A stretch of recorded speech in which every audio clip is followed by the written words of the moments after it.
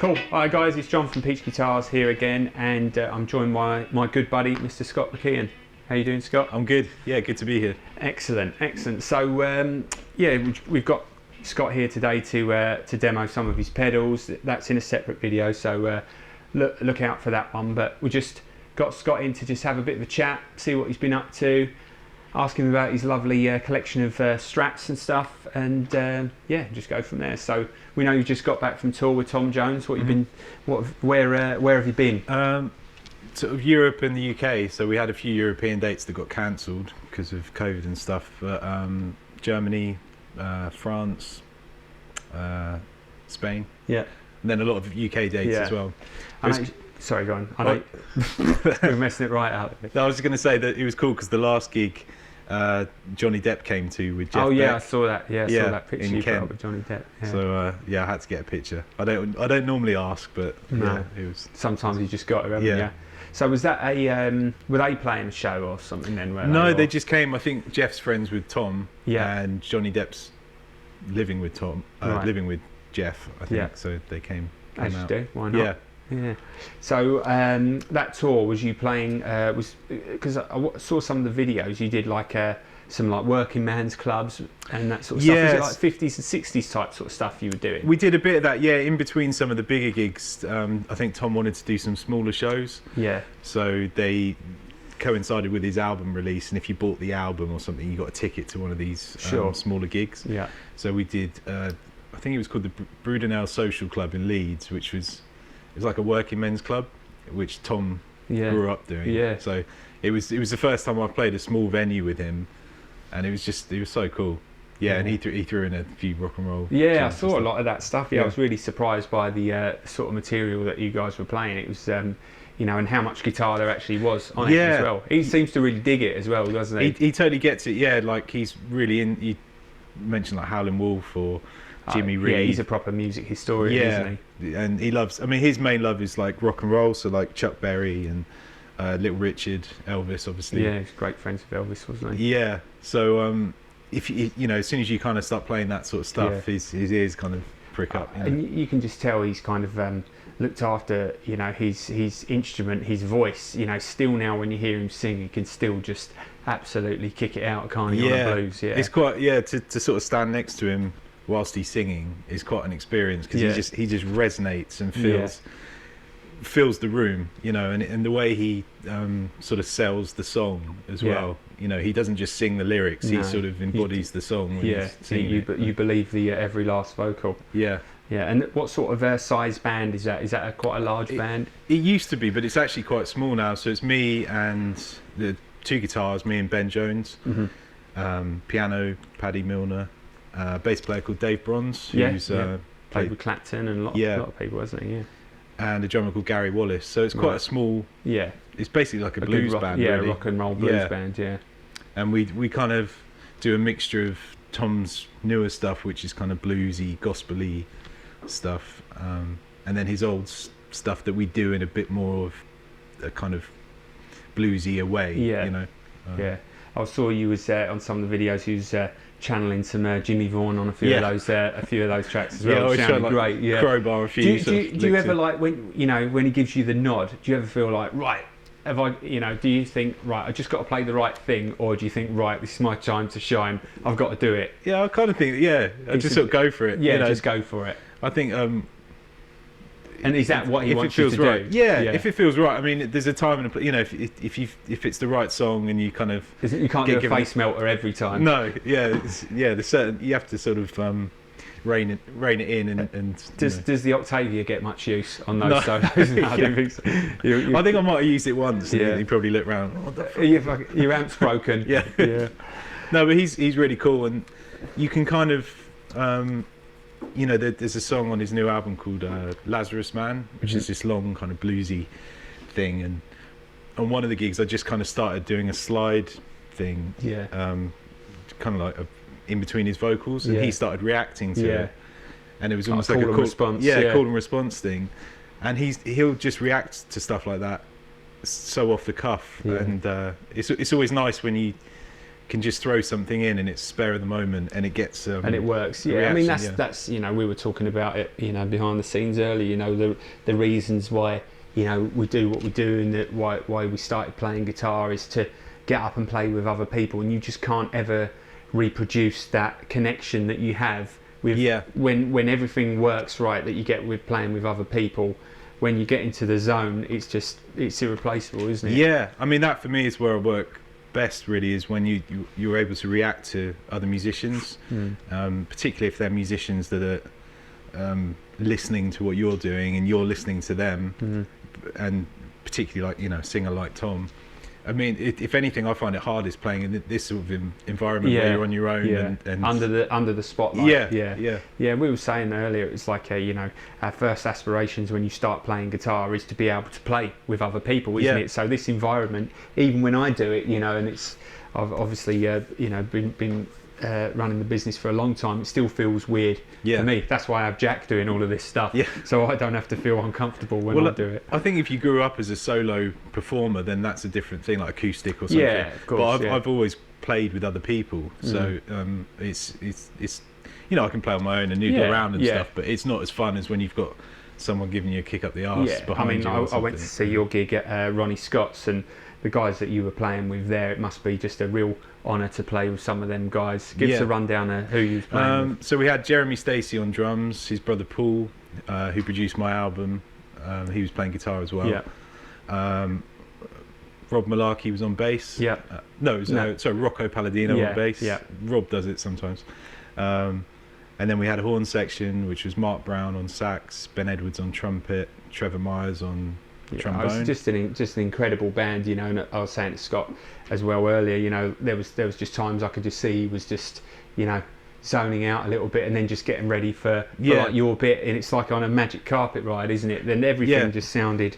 Well, it's like you don't really have to do a lot when you're playing with a bigger band like that, so you can just sort of sit back and you know, and Gavin Condor as well, the vocalist. Great vocals, So I mean, for me, that's kind of a real privilege, and not something you get to do every day. Is to play, you know, horn section. No. And when you do a lot of those old blues tracks or things like Them Changes or Sly Stone stuff, you know, and early like BB stuff, and you know, there's always like horns and a rhythm guitar. There's so much there that fills it out, and like, you know, when a lot of people first became aware of you when you released your first album, and there's the Young Guitarist of the Year thing and all that, and you know, at that time you're always learning to almost like play as much as possible, aren't you, in a trio, you know, and you're constantly trying to, you know, get all those sounds out. When you have that connection with the other people and they're filling that space, you can really do the right thing, can't you, on the guitar?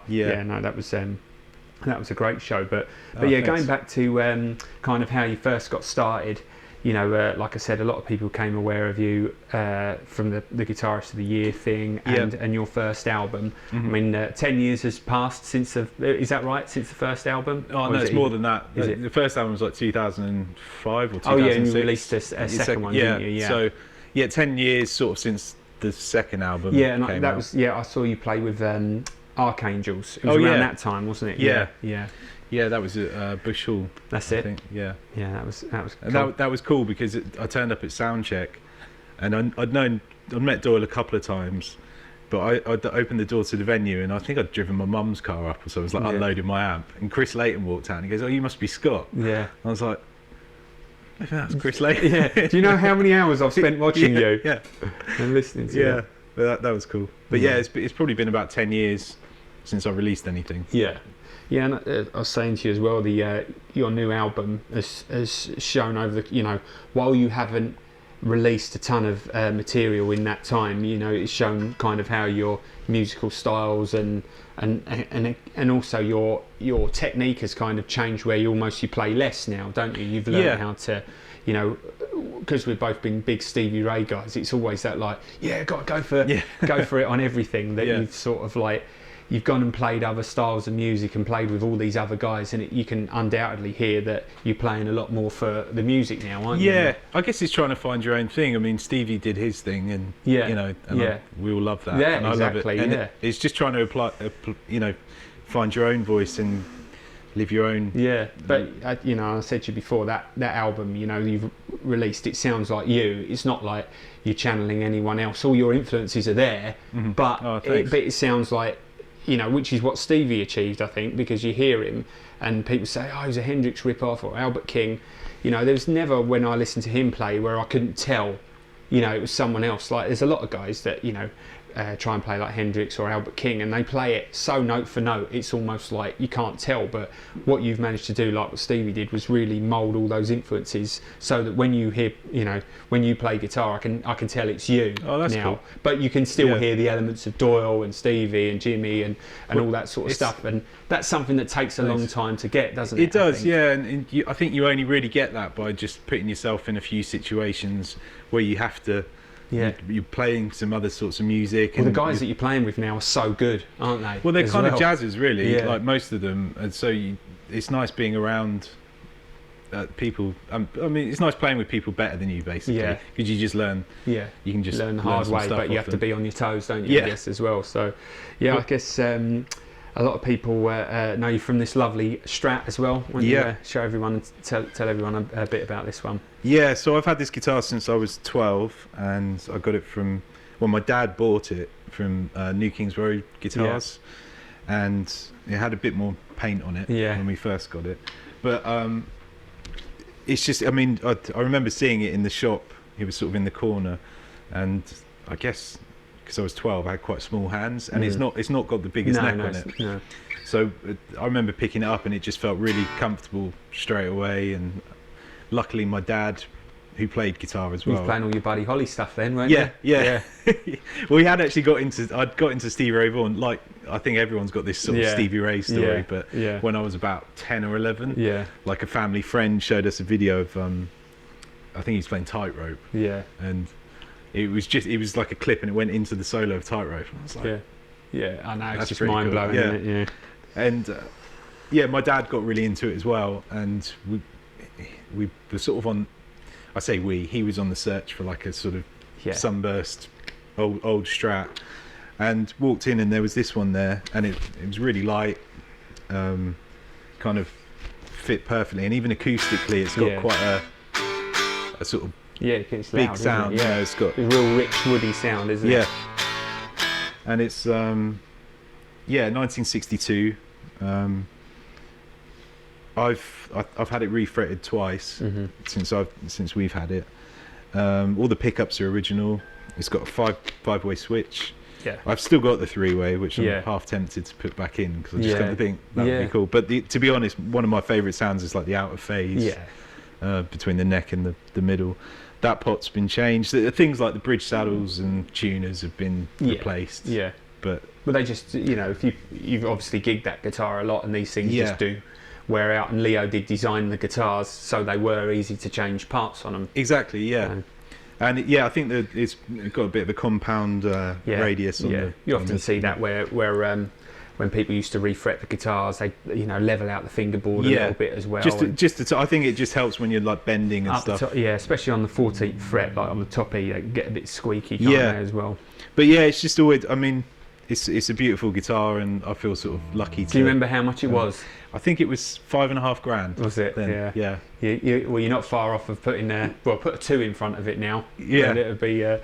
I remember. It? I think I had like some sort of savings from being a kid, and like my nan had lent me some, so I put that money towards it, and I mean, it's really special for me because my dad passed away not long after we got it, and so it was kind of like this guitar was sort of almost like a sacred thing. And then like sort of after that, like sort of learning to play guitar. I played guitar before he passed away, but then I was only like 13. But you obviously knew it was quite dear to him, and you carried on going, didn't you? So it always, for me, like guitar playing and stuff always felt quite connected to that.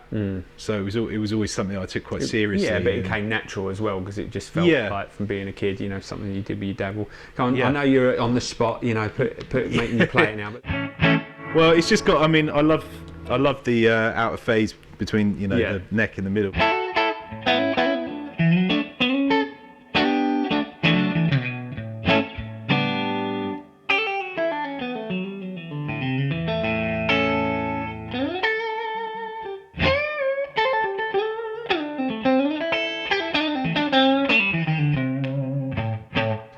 and the neck pickup's just got this beefy. Yeah, it's really thick sound. Yeah. I think some of that might be because the pick guard's shrunk. Yeah, and it's tough to get it set in the right place.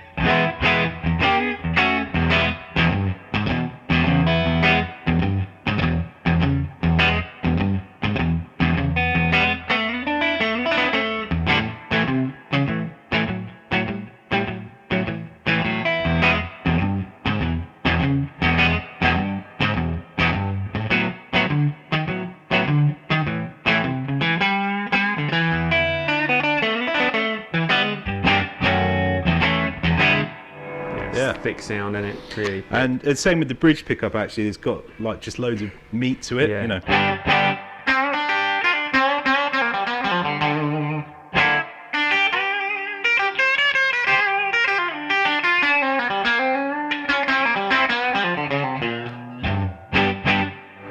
Yeah, but it's just got one of the nicest sort of necks. Yeah, it's got a really nice, which you don't often see on the old Strats. It's got a like bird's eye maple neck. Yeah, it's a very light guitar as well, isn't it? Yeah, it's just I don't know. I mean, maybe I'm obviously biased because it's my guitar, but I think it's just a really good Strat, you know. And they all vary so much. I mean, you've got a few here, and they're all.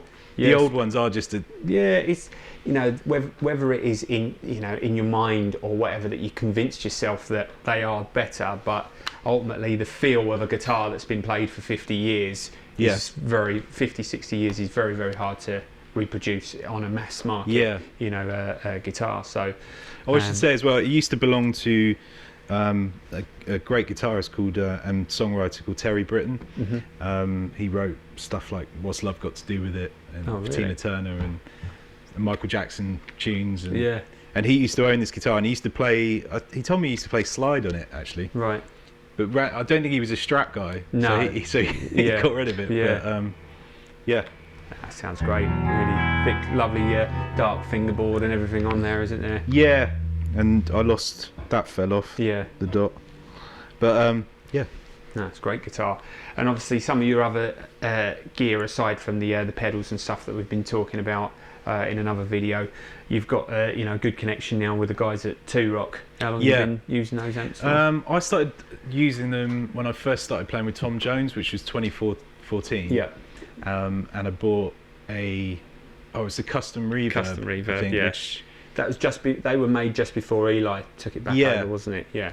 And just loved it, and that was like my main amp. And then Doyle Bramall was over here playing with Clapton, and he was like, "Can I borrow an amp? Have you got any amps I could borrow?" So I lent him my 2 Rock, and he really liked it. So that kind of, I messaged Eli and said, "Oh, I think Doyle likes the amp. You know, you should get him one." And he was like, "Thank you, Scott." Yes. Yeah. And so Eli sorted me out with a classic reverb, which has been my main amp since then. And I think him and Doyle have been working on stuff. He might have a. He's got Silver Sterling, a traditional clean, and the classic reverb. Right. But I think Eli said he was using the classic reverb on the tour. Oh now, right, cool. Basically, yeah. I think the classic reverb, if you're new to 2 Rock amps, that's the one that's got the signature sound for me in there, because it's kind of got a big Fender, headroom type sort of sound, plus you can get some nicer breakup type sort of things out of it as well. I mean, I kind of see the 2 Rock stuff. I mean, it's the classic reverb's kind of like a super reverb. Yeah, it's that's, I know Eli has always loved the super reverb, but it's got more headroom and more output, and a lot of guys have gravitated from super reverbs when they've needed that extra volume and the extra headroom, have gone to it's just a really, I mean, the thing about the 2 Rock stuff is, I mean, Eli, since he's taken over the company, it's just become, they just make amazing amps. Yeah, they do, yeah. They look really cool. They look great, yeah. And they're just so reliable as well. I've never had any problems with mine, and Eli's just always just been super cool. Yeah, on the build quality of their amps, if you ever get a chance to look inside one, they're just absolutely military precision, just made so well. And again, it was the same thing, when we were talking about with the fuzz pedals earlier, you've got to kind of get them dialed in just right to get them sounding good. But when you do, there's not many things for like a great Strat or Roots type sort of guitar sound is not much better. I think as well, like the cabs that they use, the way they make the cabs, when I play live, I like quite a lot of bottom end. Yeah. And so with the amp, the way the amps sound and the way the cabinets sound, it's like you're never short of what you need. You know, well, the amps, that's the beauty with an amp. You never want to plug into an amp and just, you know, feel like you've got to turn all the treble off, or, you know, turn the bass up to get, you know, they're always kind of like halfway is pretty good, isn't it? Yeah, you know, on all of their amps as well. So, no, I love them, and I know they're working on a few other really cool amps as well, which we should see. I just I got the Burnside last year, and I've used it. Obviously I haven't had that many gigs because of COVID and stuff, but I used it a few times, and that's really cool. I mean, it doesn't weigh anything, it's just a little amp, but it's like good amp really with a telly as well, isn't it? Really nice with a telly. So talking of COVID, what have you been doing? You know, what have you been doing since all the gigs stopped? You know, I know we've chatted a lot more since the start of COVID, because we did the thing with the Cornerstone pedal as well. Look, can you pass us that one there? Yeah. So we did a little collaboration thing with this, didn't we? Yeah. So this was like the single channel version of their Gladio pedal, and Emilio and I were chatting, and one of the things I like with an overdrive is being able to like blend in some of the clean sound. So that was one of the things I requested. Right. So you could sort of have your clean sound alongside. So it's more ampy, isn't it? It gives you more of an ampy type sort of sound. So. Yeah, and that was like a limited release thing. Yeah, I think we did 50 pedals, which we did with you guys. Yeah, we had a load, didn't we? And I guess what you did, and a lot of other artists have done, have kind of looked at other ways of, you know, you can't go out and gig. So how can we... other ways of sort of getting through it all, really. And to be honest, it was quite a sort of productive kind of... I mean, the first 6 months, just enjoyed not doing anything for a while. And then, like I said earlier, it was like just trying to think of different ways to sort of survive, really. And the main one was getting my album finished, because that's been something that, well, for the last 10 years I've been trying to sort of sort out. So I'd already recorded the album a year or two before, all the main stuff, and it was just a case of like finishing it and doing a few overdubs. So that was cool.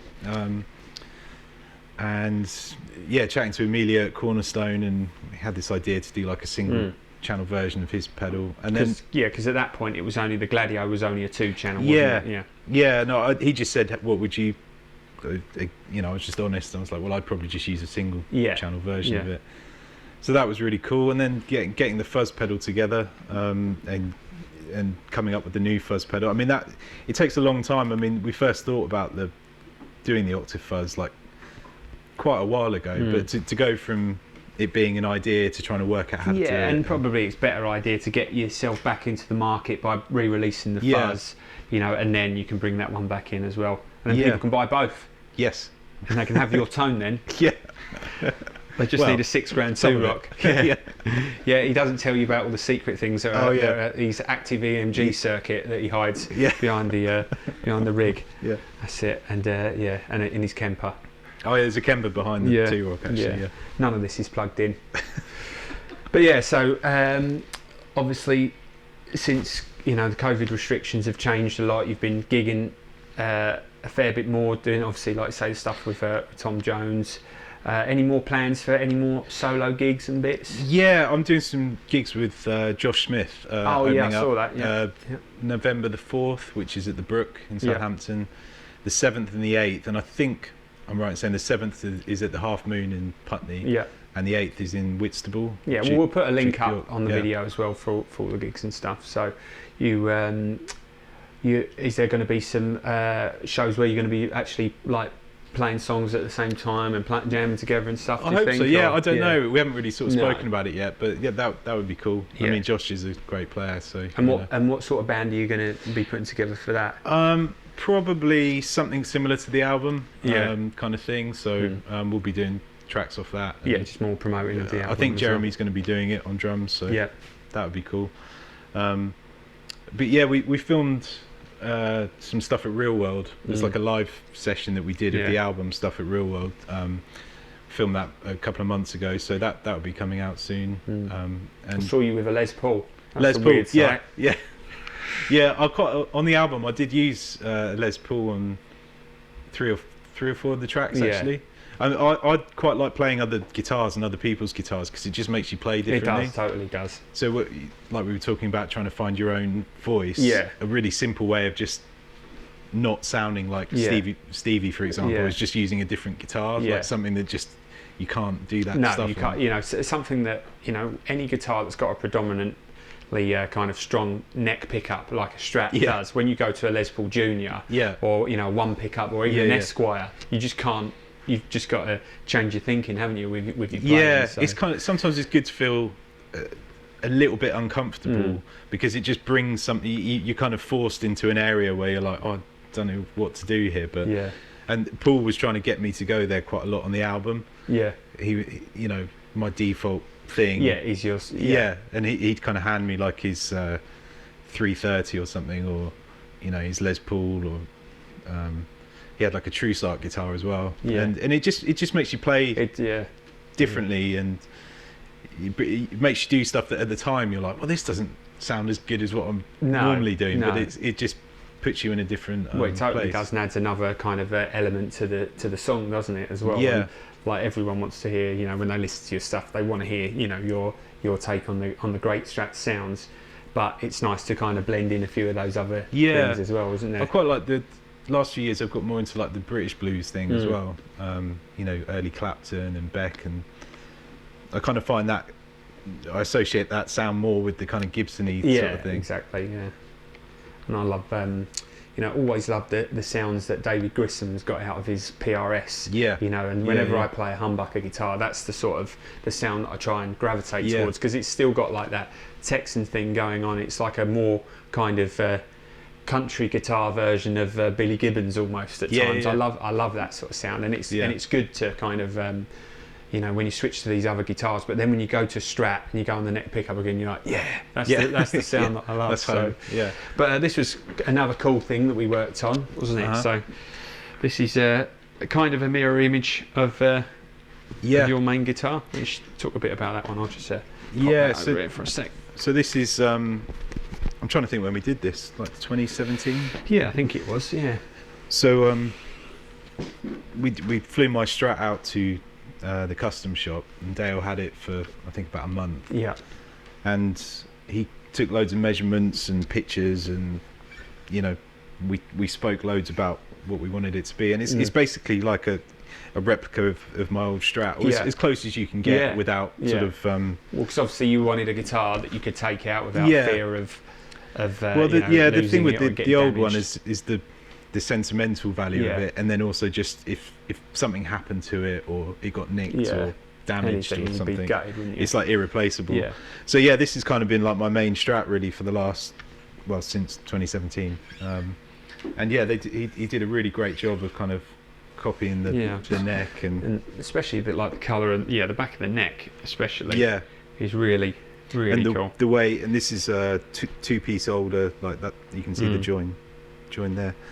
And he was great there. Dale's such a chilled guy. He's such a talented guy and so easy to work with. You know, we've had great success with a lot of the guitars that we've had from Dale. They've just been absolutely fantastic. But I'll have to try and find some of the original photos that I took of that guitar, because the colour has completely changed. Yeah, really. The red's kind of gone. I think gone back. You can see it's a really, really thin finish on there as well. And it's just cool to see how it has changed that much, you know, and the actual genuine wear that's on there now as well. Yeah, I think it's good to, I mean, there's no substitute for like just playing a guitar loads. No. And I don't know if it's like a bit of voodoo or something, but I'm sure the more you play a guitar, the more it sort of molds into and the better it kind of starts to sound, doesn't it? Because you become kind of a bit more at one with that instrument, don't you, as well? Yeah, and you think when I first got it, it would have only been like months old, whereas you know, playing it for sort of 4 years every day, it's kind of like I think it sounds a bit different. It's kind of got more mellow sounding. So I mean it's just like a dream come true, really, having a guitar built by Fender, and it's been great because I never used to take my Strat out, so I'd always struggle to sort of get something else that you really bond with. And I put do you want to talk about that? So these are, you know, a lot of people that follow us you know, and especially some of the stuff I post on Instagram and stuff is the everyone knows I love Mark Foley's pickups from MF Guitars, and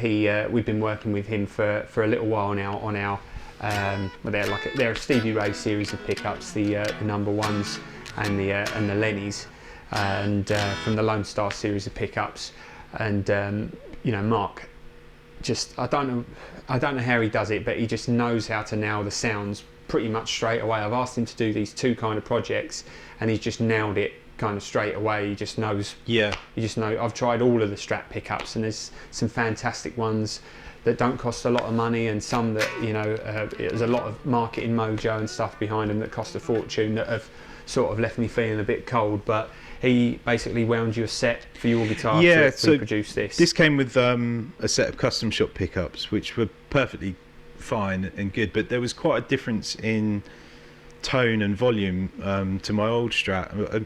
Even though the output of those pickups is low, it's quite a loud guitar. Yeah, it's not all just about DC resistance. There's so much that goes into the sound. That makes it what it is. I'll be honest, I don't fully understand how it works or anything. The whole thing with Mark, we don't even really give any specs on what the pickups are, because it's just not an exact science. Basically, they sound good, and that's it. And I was always skeptical, because I always thought with this Strat in particular, like the wood and everything was, the pickups were sort of like not as important as the wood and everything was. So anyway, he sent me, we were chatting and took some measurements of my pickups and lots of photos of them and stuff, because the other thing with my Strat is, because it's old, the pole pieces are sort of pushed down a bit, just where it's kind of happened over the years.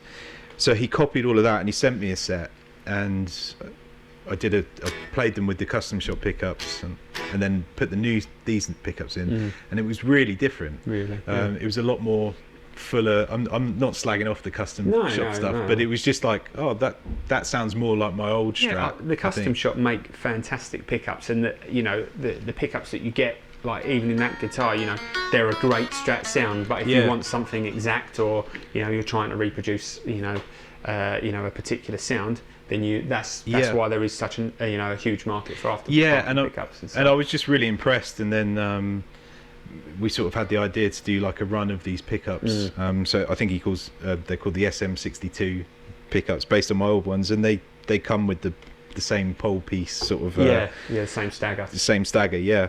And it's just really brought the guitar to life even more. And I can't speak highly enough about Mark's pickups, because I think there's a bit of voodoo going on with them that I think there's something about his pickups. They just sound more like the old ones. Yeah, they do. I absolutely love them, and I'm sure, like in my Dale Wilson, I put a set of the number ones in that guitar, and people are probably thinking, why have you bought a master built guitar and then changed the pickups in them? But if you're going for a specific sound, then that's what you do it for, isn't it? And, exactly.